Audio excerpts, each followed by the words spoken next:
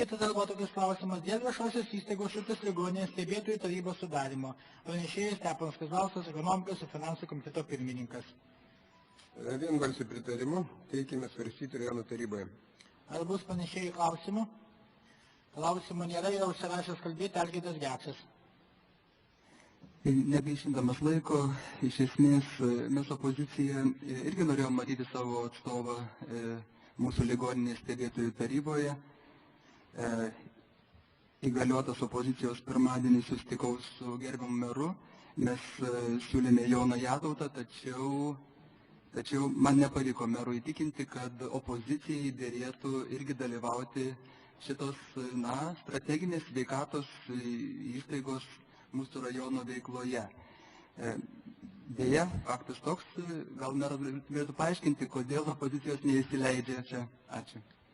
Mes opoziciją įsileidžiam beveik visur, tik tai gydymo įstaigose, kadangi čia labai jautrios sritis, bet ten aišku tiek ligoniniai, tiek su vyr-gydytojų kalbėjom ir tiek, sakykime, su pirminės sveikatos centru, kur irgi nėra opozicijos.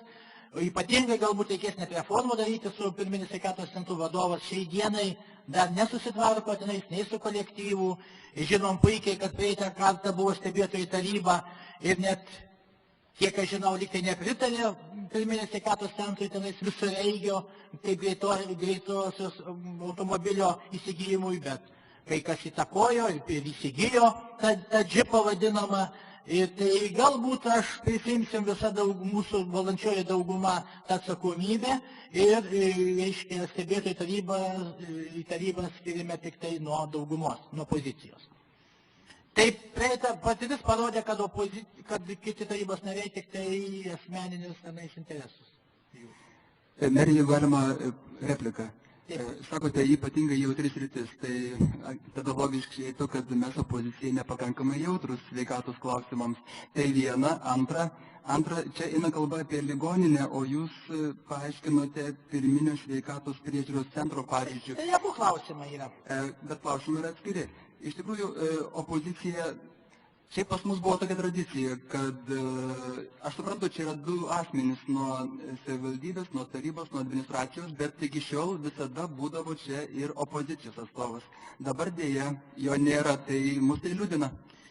Aš galiu atsakyti, kad yra praktika tokia buvusi, kad nei viena stebėtojų taryba nebuvo pakviesta opozicija. Yra tokia buvusi praktika. Ar atsimenat? Taip, tai mes tokios praktikos netaikom. Mes tai dvi gydymo įstaigos. O viso kito opozicija taip pat, reiškia, suteikta galimybę dalyvauti. Noriu replikuoti taip pat. Jūs metėte kaltinimą vienam iš buvusios opozicijos narių, turint interesų, ir taip išeina, kad ir šita opozicija visi turi interesų. Ar teisingai merė supratau? Aš neįvardėjau, kad čia turi interesų šita opozicija. Aš pasakiau, kaip praktikoje būna. Ir atsakomybę prisiima, reiškia, valdančioji dauguma.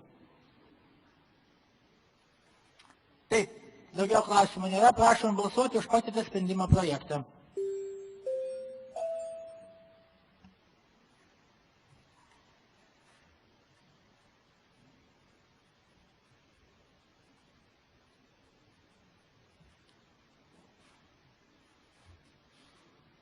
Balsavo 15 už, prieš 2 susilaikė 6, tarybos nariai balsų daugumą sprendimo projektas priimtas.